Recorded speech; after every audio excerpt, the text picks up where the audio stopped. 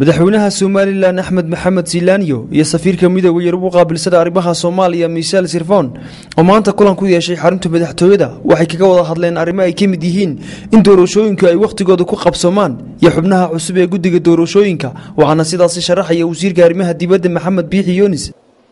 Bismillahir Rahmanir Rahiim.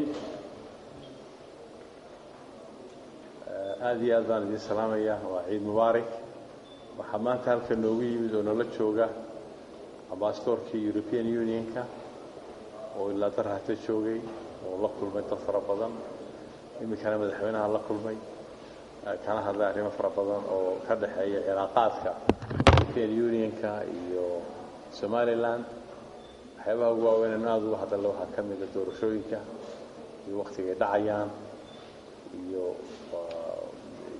maaragtay dadka cusub ee loo magacaabay commissionka oo aad ugu faraxsan yihiin khaasatan inay dumarna ku jiraan iyo waxyaabaha kale ee ku lug leh cilaaqaadka mashaariicda European Union kuna la wadaan madaxweynaha iyo safiirka iyo annagu waxaan ka wada hadalay inaan isla garanay oo noo sheegnay in doorashooyinka waqtigooda dhacayaan dadaal xoog leh aan sameynayno shalayna wuxuu la kulmay axsaabta wuxuu la kulmay civil society-geena wuxuu la kulmay qolooyinka miidiyaha marka inta waxaan isla garanay in aan aad dadaal xoog la wadno oo aan ku dadaalayno in doorashadii waqtigeeda dhici doonto.